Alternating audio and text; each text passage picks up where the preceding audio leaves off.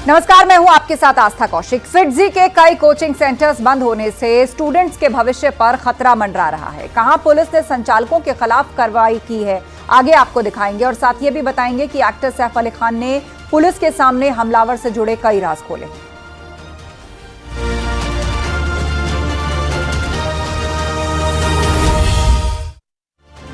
देश भर में फिटजी सेंटर्स के बंद होने से छात्रों के भविष्य पर संकट आ गया है। 5 राज्यों में फिटजी सेंटर अचानक बंद कर दिए गए। वहीं नोएडा में फिटजी इंस्टीट्यूट को लेकर पुलिस ने एफआईआर दर्ज की।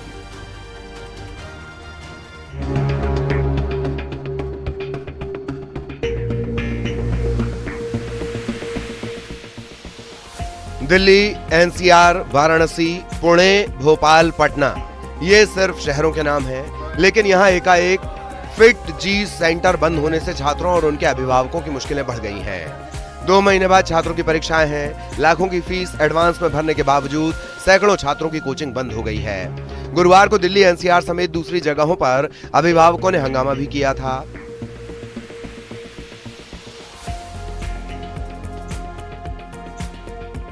नोएडा के सेक्टर 62 में कोचिंग सेंटर के मालिक और मैनेजमेंट के खिलाफ एफआईआर दर्ज की गई है। अभिभावकों का आरोप है कि कोचिंग सेंटर ने 2 साल की एडवांस फीस ले रखी है। हमारे सेक्टर 58 थाना के अंतर्गत सेक्टर 62 में फिटजी का एक सेंटर था, जिसमें जब परसों बच्चे पढ़ने गए थे तो वहाँ का स्टाफ पूरा नदारद था। इस पर कल उनके गार्जियन ने कंप्लेंट दी थी, जिस पर क्रिमिनल कॉन्स्पिरेसी और क्रिमिनल ब्रीच ऑफ ट्रस्ट का मैनेजमेंट और मालिकों के खिलाफ मुकदमा लिखा गया है और इसमें आवश्यक वैधानिक कार्रवाई की जा रही है। अब आपको बता दें कि कहां-कहां ये सेंटर बंद हुए हैं। नोएडा सेक्टर 62, गाजियाबाद, मेरठ, वाराणसी में फिटजी सेंटर बंद हुए। इसके अलावा भोपाल, इंदौर, ग्वालियर के इंस्टीट्यूट भी बंद हुए हैं। मेरठ के मंगल पांडे नगर में फिटजी कोचिंग सेंटर बंद हुआ।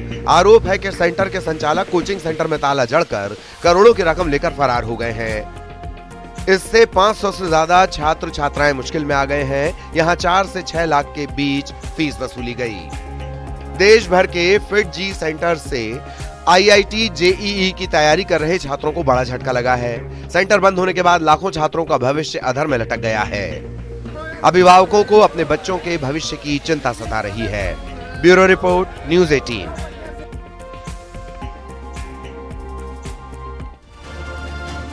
बॉलीवुड एक्टर सैफ अली खान पर हमले के मामले में मुंबई पुलिस लगातार जांच में जुटी है और इसी बीच आरोपी शरीफुल इस्लाम को 29 जनवरी तक कोर्ट ने पुलिस कस्टडी में भेज दिया है। वहीं सैफ अली खान ने मुंबई पुलिस के सामने बयान भी दर्ज कराए हैं।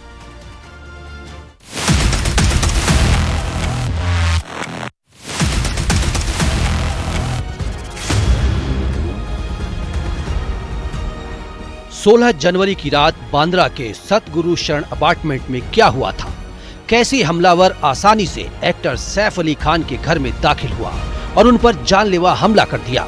मुंबई पुलिस तेजी से इस मामले की जांच पड़ताल में जुटी है। वहीं सैफ पर हमले को लेकर सवालों की बौछार भी हर तरफ से हो रही है। हमले का सच खुद सैफ और उनका परिवार ही जानता है। सेलिब्रिटी होने की वजह से उनके फैंस भी जानना चाहते हैं कि उनके चहेते स्टार के साथ आखिर ऐसा कैसे हो गया। हालांकि ये सब जांच का विषय है। इस बीच आरोपी शरीफुल इस्लाम को फिर 5 दिन की पुलिस कस्टडी में भेज दिया गया है।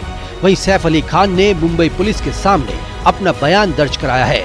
उस रात क्या हुआ, उन पर कैसे हमला हुआ, उनके बच्चे किस हाल में थे, ये सब सैफ ने बताया है। बांद्रा के सतगुरु शरण अपार्टमेंट के 11वें और 12वें फ्लोर पर सैफ अली खान का परिवार रहता है। सैफ का कहना है कि वो 11वें फ्लोर पर रहते हैं, जहां 3 बेडरूम हैं। एक में वो खुद रहते हैं, वहीं दूसरे में छोटा बेटा जह और उनकी नैनी, तो वहीं तीसरे में बड़ा बेटा तैमूर और उनके केयरटेकर रहते हैं। सैफ ने पुलिस को जो बयान दिया है उसके मुताबिक घटना वाली रात जह की नैनी एलियामा फिलिप चीखने लगी। आवाज सुनते ही करीना और मैं जह के कमरे की तरफ भागे। हमने जह के कमरे में हमलावर को देखा। उस वक्त जह रो रहा था। मैंने हमलावर को रोकने की कोशिश की, लेकिन इसी दौरान हाथापाई हो गई। खुद को छुड़ाने के लिए आरोपी ने उन पर चाकू से पीठ, गर्दन और हाथों पर हमला कर दिया। घर के कर्मचारी जह को लेकर 12वीं मंजिल पर भाग गए। शोर सुनकर 12वें फ्लोर पर उनके दूसरे कर्मचारी 11वें फ्लोर पर आए। हमलावर भाग चुका था। इसके बाद उन्हें ऑटो से अस्पताल ले जाया गया। बांद्रा पुलिस के सामने सैफ अली खान की पत्नी करीना कपूर खान ने भी अहम बयान दी है। उन्होंने पुलिस को बताया कि हमलावर बेहद आक्रामक था। सैफ ने बच्चों और महिलाओं को बचाने की कोशिश की। करीना ने भी बताया कि उनके छोटे बेटे जेह को हमलावर से खतरा था क्योंकि वो उसी के कमरे में मौजूद था, लेकिन सैफ ने उसे किसी तरह रोक लिया। इस घटना के बाद वो घबरा गई और बाद में अपनी बहन करिश्मा के घर चली गईं। Medico legal certificate MLC report में बताया गया है कि सैफ को पीठ, कलाई, गर्दन, कंधे और कोहनी में चोट आई थी।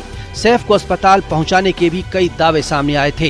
पहले कहा गया था कि सैफ तैमूर और नैनी के साथ अस्पताल गए थे और ये भी कहा जा रहा था कि सैफ अपने बड़े बेटे इब्राहिम के साथ अस्पताल गए। लेकिन इसमें अब एक नया किरदार सामने आया है जिसका जिक्र MLC रिपोर्ट में किया गया है। फिलहाल मुंबई पुलिस एक एक कड़ी जोड़कर मामले का सच सामने लाने की कोशिश कर रही है।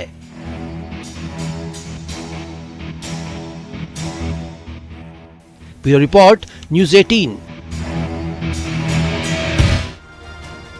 अभिनेता सैफ अली खान पर जो हमला हुआ वो किसी फिल्मी कहानी की तरफ ट्विस्ट लेता जा रहा है। खबर आ रही है कि सैफ अली खान को लीलावती हॉस्पिटल में उनके दोस्त अफसर जैदी ने एडमिट कराया था और यही वजह है कि सैफ पर हमले की कहानी में अब कुछ और सवाल हैं जो जुड़ते जा रहे हैं।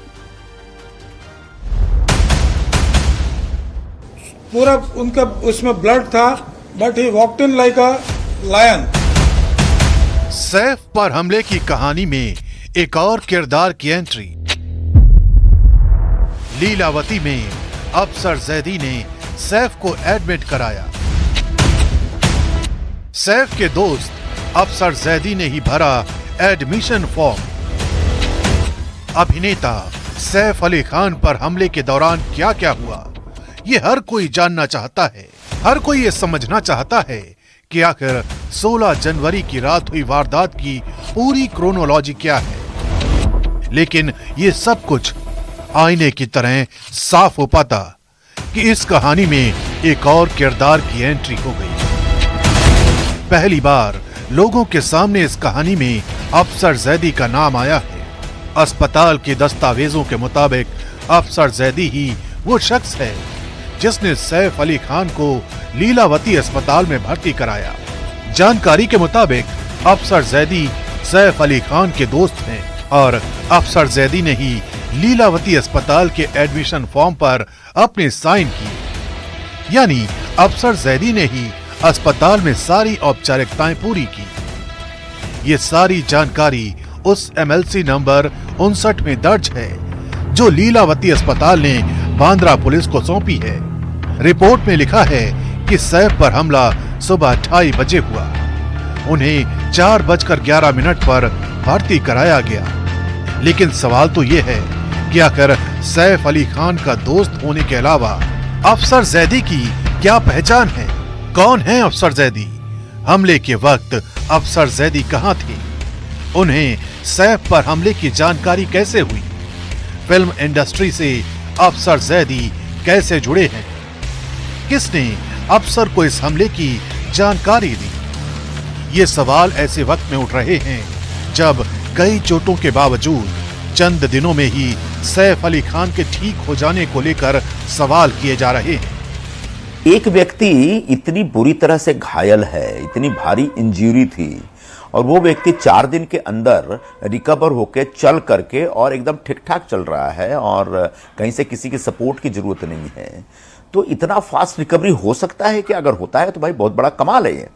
और मुझे नहीं मालूम कि मेडिकल सेक्टर में इतनी तरक्की हो चुकी है। निश्चित रूप से मुझे लगता है कि डॉक्टर की जो उन्होंने ट्रीटमेंट की है, हॉस्पिटल में ट्रीटमेंट की है, उनके ऊपर कोई शंका लेने की आवश्यकता नहीं है। बट एक इतने बड़े घाव हैं तो इतने जल्दी दुरुस्त कैसे हुए, ये थोड़ा आया है बाहर। एक स्टेटमेंट आया हुआ है, संजय निरूपम का भी आया हुआ है, नीतीश राणे जी का आया हुआ है। तो मुझे लगता है कि ऐसे स्टेटमेंट देने की जरूरत तो नहीं है। फिलहाल सैफ अली खान मुंबई पुलिस के सामने अपना बयान दर्ज करा चुके हैं। लेकिन सैफ अली खान के प्रशंसक भी ये जानना चाहते हैं कि आखिर 16 जनवरी को हुई वारदात के पीछे का एक एक सच क्या है।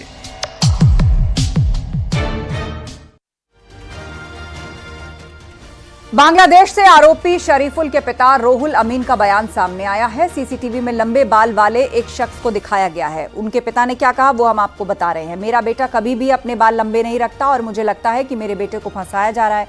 शरीफुल बांग्लादेश में राजनीतिक अशांति के कारण भारत आ गया था।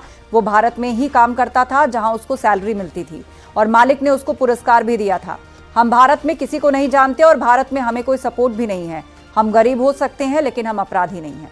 शरीफुल के पिता का यह बयान सामने आया है।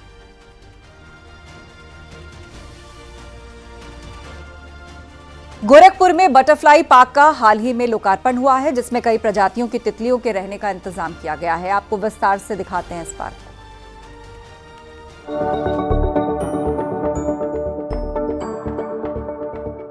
गोरखपुर के चिड़ियाघर में रंग बिरंगी तितलियों के लिए एक अलग संसार बसाया गया है। पिछले दिनों सीएम योगी आदित्यनाथ ने बटरफ्लाई पार्क का उद्घाटन किया था। अब इसी पार्क में तितलियों को रखा जाएगा।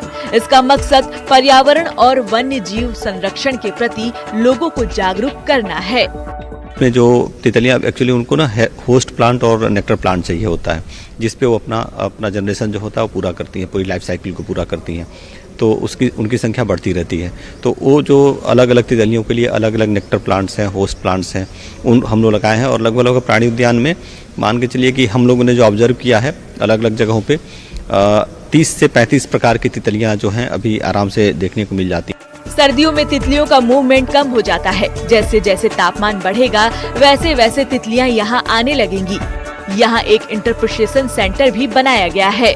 एक व्याख्यान कक्ष, तितली व्याख्यान कक्ष बनाया गया है, जिसमें तितलियों के जीवन चक्र से लेके और उनके बारे में समस्त जानकारियां दी गई हैं। प्लस उत्तर प्रदेश में पाई जाने वाली जो तितलियां हैं उनके बारे में भी डिटेल में वहां बताया गया है, जिससे कि जो भी बच्चे आते हैं, स्टूडेंट्स आते हैं चिड़ियाघर घूमने, तो वो तितलियों के महत्व के बारे में, तितलियों को क्यों बचाना जरूरी है, इनका हमारे पर्यावरण में क्या रोल है, ये सब जान सकेंगे। और 1000 वर्ग मीटर क्षेत्रफल में तितलियों का ये नया आशियाना है। पार्क के आसपास खास तरह के फूल लगाए गए हैं।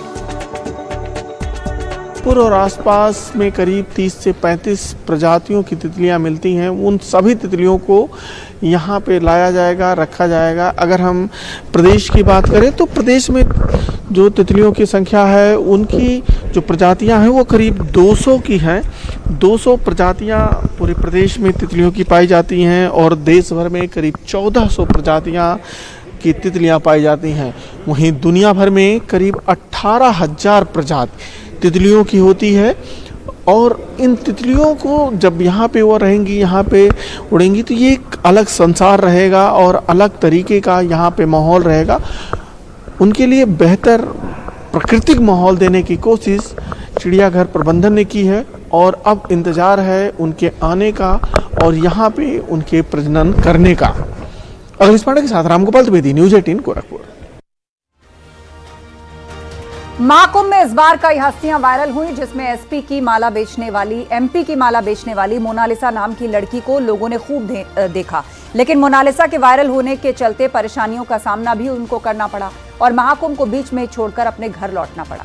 मोनालिसा ने अपने चाहने वालों के लिए एक भावुक संदेश देते हुए क्या कुछ कहा है, आपको इस रिपोर्ट के जरिए दिखाते हैं।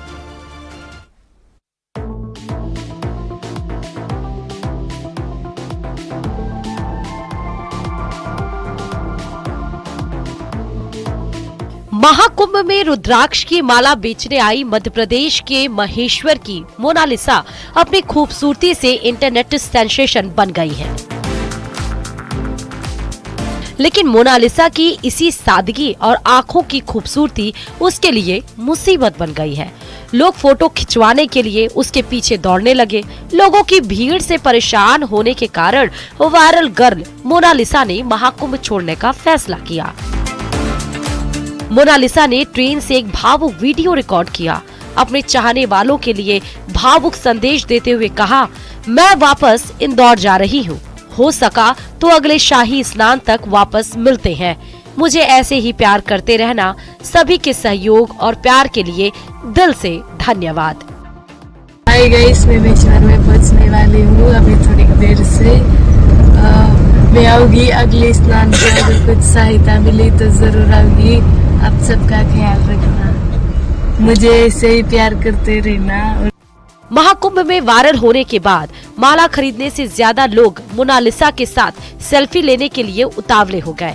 लोगों की भीड़ उनके स्टॉल के आसपास मोबाइल लेकर जुटने लगी।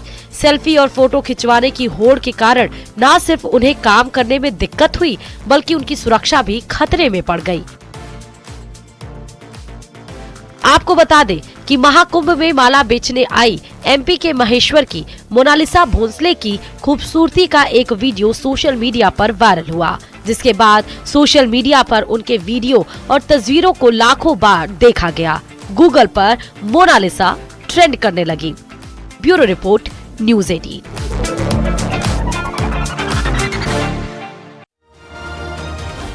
नीली आंखों वाली मोनालिसा क्या खरगोन के महेश्वर घर लौट आई है? मोनालिसा के महाकुंभ से घर लौटने की खबरों की सच्चाई जानने के लिए न्यूज़ 18 की टीम उनके घर पहुंची। मोनालिसा के दादा और मौसी की माने तो वो फिलहाल महाकुंभ से वापस नहीं लौटी है, लेकिन वो जल्द ही माता पिता के साथ महाकुंभ से लौट आएंगी। पारदी जनजाति से ताल्लुक रखने वाली मोनालिसा 2 भाई और 2 बहनों में सबसे छोटी है। 40 साल से खरगोन के महेश्वर में उसका परिवार रह रहा है, लेकिन उनके पास पक्का मकान नहीं है। महाकुंभ में सुर्खियों से आई मोनालिसा के दादा अब भाग्य बदलने की उम्मीद जता रहे हैं।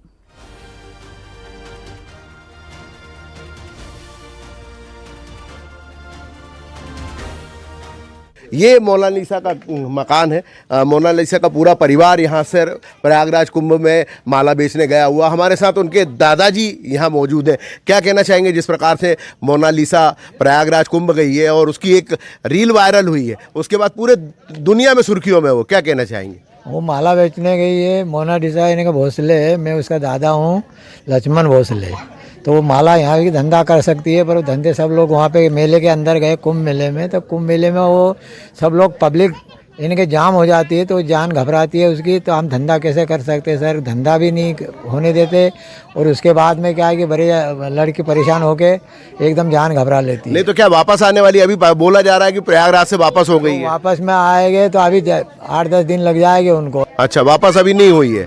अब जिस प्रकार से मोनालिसा का वीडियो वायरल हुआ, रील बनी और पूरी मतलब देश में छा गई है वो, आप क्या मानते हैं, क्या कहना चाहेंगे? तो बिजनेस के लिए गए थे, तो अचानक ही वो एकदम वायरल हुआ ना। तो मेरा ये कहना है कि हमारे गरीब लोगों की व्यवस्था मुख्यमंत्री कर सकते हैं। अब यूपी के जो मुख्यमंत्री है, जैसे वो प्रयागराज में, तो आप क्या चाहती हैं उनसे?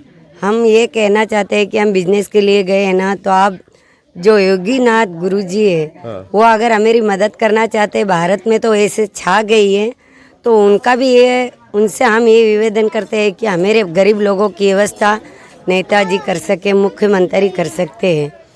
और उसकी नीली आंखें, नीली आंखें कुदरत ने दी है, तो अभी आंखें तो कुदरती है। क्या फिल्मों में जाना या विज्ञापन करना कुछ परिवार ने सोच बनाई है? क्या था? सोच तो बना रखी है, पर क्यों एकदम से घबरा रहे हैं किस लिए कि खुले में चलने वाली लड़की है, खुले में खेलने वाली, कूदने वाली लड़की, मतलब सुरक्षा मिलना चाहिए। तो कुल मिलाकर ये कहा जा सकता है कि जो मोनालिसा की आंख है वो कुदरत का करिश्मा है। यही उसका मकान है।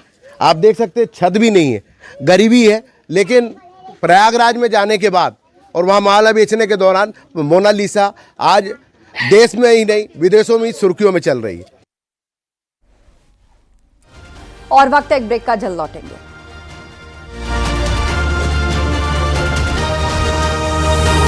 कांप उठी उत्तरकाशी जिले में भूकंप के झटके महसूस किए गए, जिसके बाद तो लोग घबराकर अपने घरों से बाहर निकल आए। भूकंप से नुकसान की कोई खबर नहीं आई है।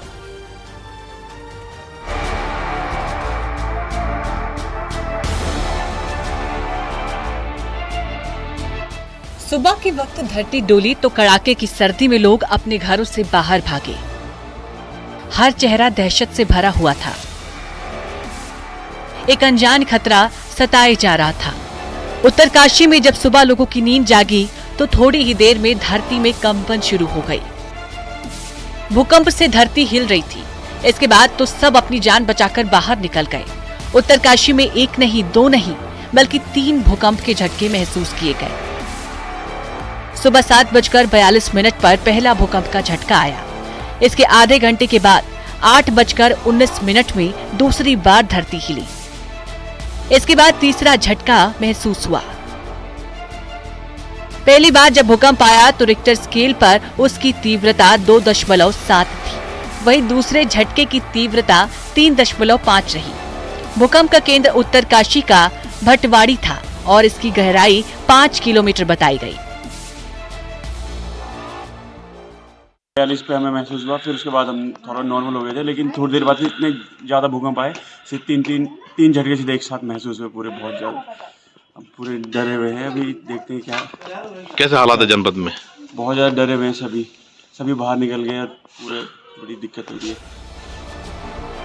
गनीमत रही कि इस भूकंप में कोई नुकसान नहीं हुआ, लेकिन बार बार धरती के हिलने से लोग खौफजदा है। साल 1991 में उत्तरकाशी में भयानक भूकंप आया था। भूकंप में यहाँ 700 से ज्यादा लोगों की जान चली गई थी। सैकड़ों आशियाने भी तबाह हो गए थे। वो त्रासदी आज भी लोगों के जहन में है।